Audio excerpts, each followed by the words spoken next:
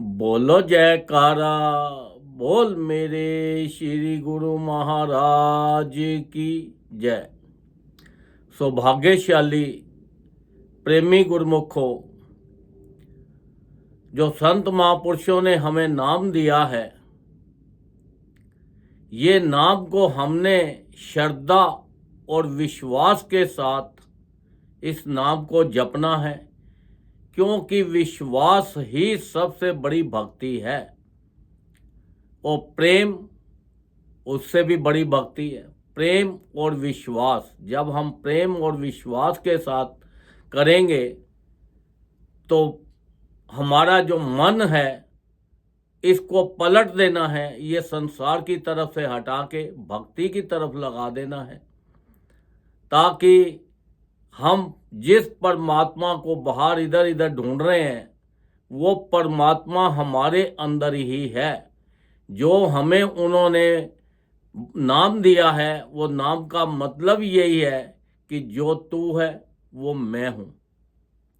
एक बार भगवान कृष्ण जी लेटे हुए थे अपनी माँ यशोदा के साथ, और यशोदा जो है वो करवट बदल के लेटी हुई थी, तो भगवान रोने लग गए। भगवान कृष्ण जी कहने लगे कि देखो मैं इतना पास में हूँ फिर भी अपनी करवट बदल के बैठे हैं, अगर करवट इधर बदल लें तो क्या होगा। ऐसे ही संसार के अंदर भगवान तो हमारे पास है, हर वक्त हमारे साथ है, पर हमने अपनी करवट जो है वो बदली हुई है। अपनी करवट जो है वो संसार की तरफ बदली हुई है। अगर हम अपने करवट बदल लें, अपने मन को बदल लें, तो देखो फिर क्या आनंद आएगा। और विश्वास के साथ, क्योंकि देखो जिस परमात्मा को हमें पाना है वो हमें कहाँ से मिलेगा, ये बुद्धि से। वो परमात्मा कहाँ है, वो बुद्धि से परे है। अब आप सोचो कि वो बुद्धि से परे है और ये बुद्धि से हम उसको कैसे पा सकते हैं। अब देखो बुद्धि से परे है और इसी बुद्धि से ही हमने उस परमात्मा को पाना है। देखो हम अपना चेहरा जो है कभी देख सकते हैं? नहीं देख सकते। उसके लिए क्या है, हमें एक दर्पण लेना पड़ेगा। वो दर्पण के अंदर हम देखेंगे, पर हमें मालूम है कि ये दर्पण के अंदर हम अपना ही चेहरा देख रहे हैं। हम दर्पण जो है वो सही नहीं है, क्योंकि उसके अंदर जो हम देख रहे हैं हम वो दर्पण के अंदर नहीं है। हम तो दर्पण के अंदर अपना चेहरा देख रहे हैं। तो ऐसे ही बुद्धि भी जो है, ये बुद्धि से ही उसको देखेंगे, उसका विश्वास करके उसका भजन करेंगे। जब हम अपने मन को ये बता देंगे कि देखो ये जो मन है हमारा, ये सांसारिक चीज़ों से हटाकर, और हम भजन के अंदर विश्वास से 24 घंटे उठते बैठते भजन करेंगे, तभी हमें उस परमात्मा का दर्शन होंगे। क्योंकि संत महापुरुषों ने तो हमें नाम दे दिया, बाकी तो हमारी ड्यूटी बनती है कि हम उस नाम को ज़्यादा से ज़्यादा जपें और अपने बुद्धि से, विवेक से, विश्वास से करके तो उस परमात्मा के हम दर्शन करें।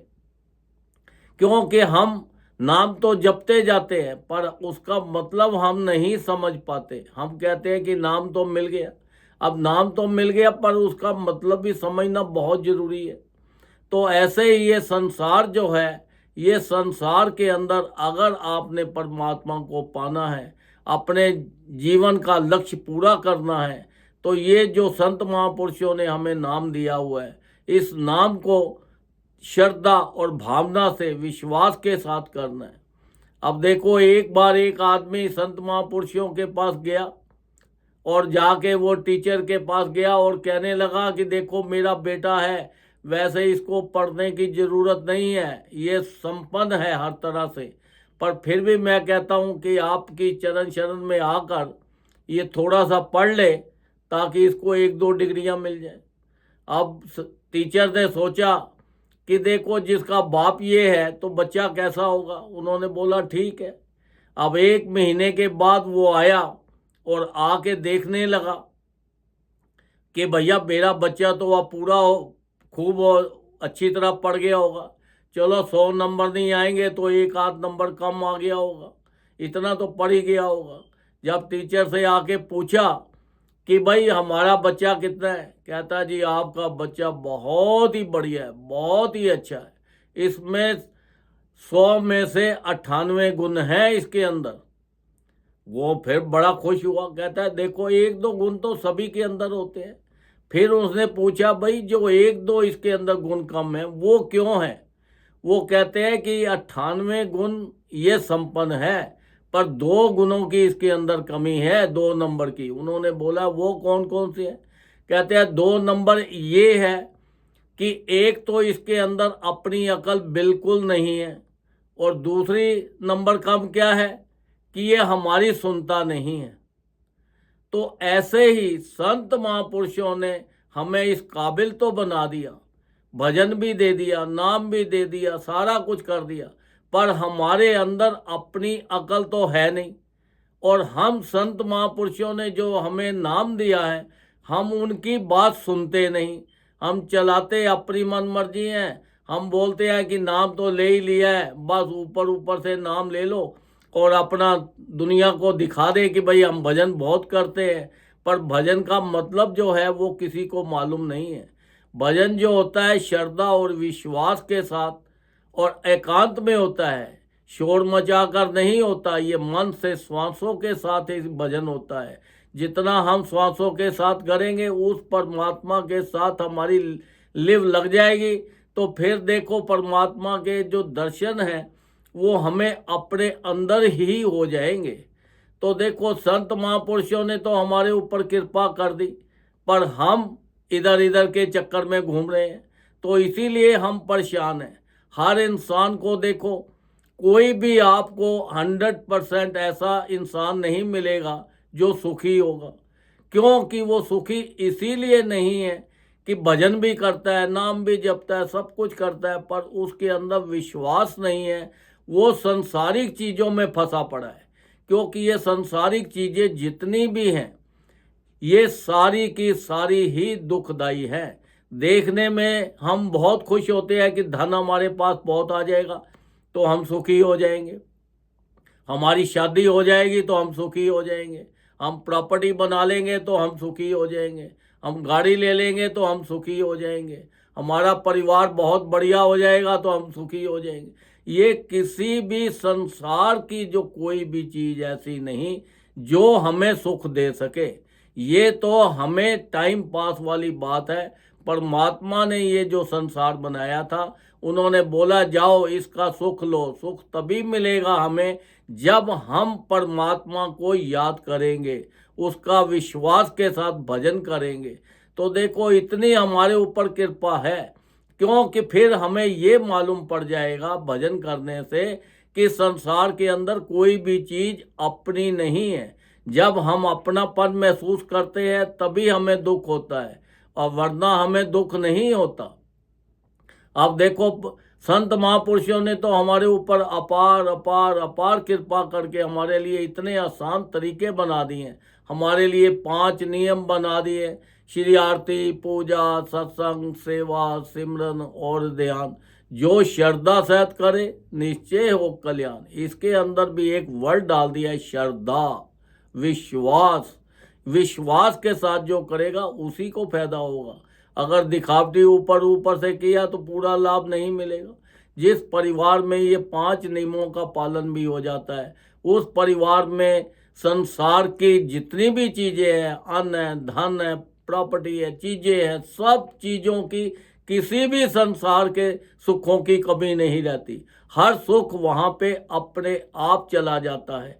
क्योंकि ये एक जो 5 नियम उन्होंने हमारे लिए बनाए हैं, ये ऐसी चीज़ हमारे लिए बना दी है कि देखो ये चीज़ का आप पालन करो तो संसार के सारे सुख जितने भी हैं वो आपके कदमों में आ जाएंगे और आपके सारे दुख भाग जाएंगे।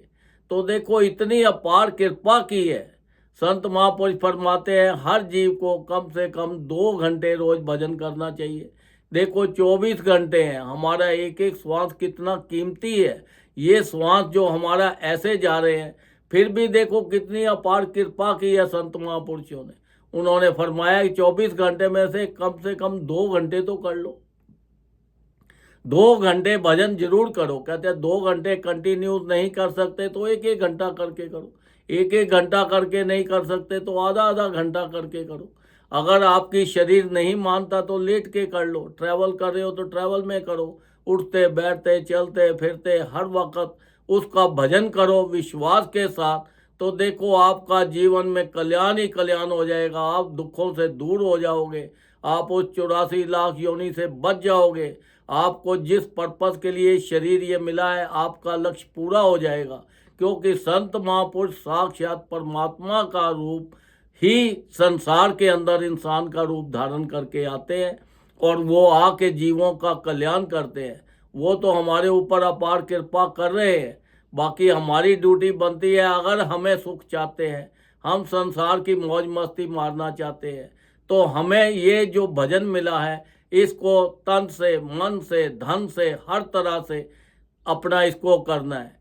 परमात्मा बोलते हैं कि देखो अगर आपने भक्ति करनी है तो आप संत महापुरुष जितने भी संत हैं संतों की सेवा करो। संतों की सेवा जितनी ज़्यादा करोगे उतना आपको सुख मिलेगा। संतों के लक्षण क्या है?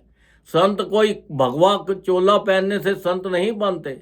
संत वो होते हैं जिनका विचार अच्छे हों, जो सबके लिए अच्छा सोचते हो, अच्छा करते हो, उनको गुस्सा ना आता हो, किसी के प्रति बुरा ना सोचें, सबके लिए सबके दुख दर्द में शामिल हो, हर चीज़ को बस वो इंसान के लिए जो भी वो कर सकते हैं, पशु के लिए पक्षी के लिए सब उनके लिए एक समान होते हैं, वही संत हैं। चाहे आप कोई भी कपड़े पहनो, कोई भी आप ड्रेस पहनो, कोई भी भाषा बोलो, पर आपके अगर विचार ऐसे हैं तो संत जो हैं पूर्ण संत वही होते हैं जिनका मन नीवा होता है, मत ऊंची होती है।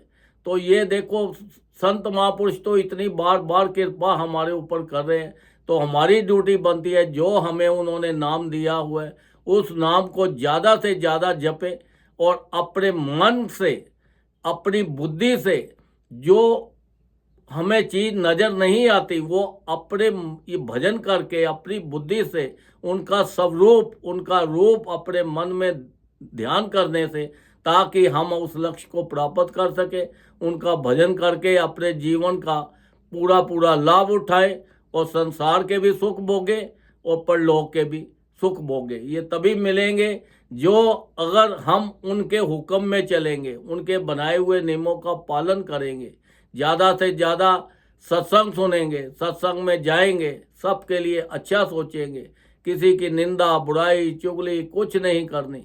संसार के अंदर तुम्हें ये जो शरीर मिला है इसलिए मिला है, इससे ज़्यादा भजन करके संसार के सुख भोगो और ज़्यादा भजन करके अपने लक्ष्य को प्राप्त हो जाओ, दुखों से छूटकर उस सचखंड में जाओ जहाँ पे सुख ही सुख है। बोलो जयकारा, बोल मेरे श्री गुरु महाराज की जय।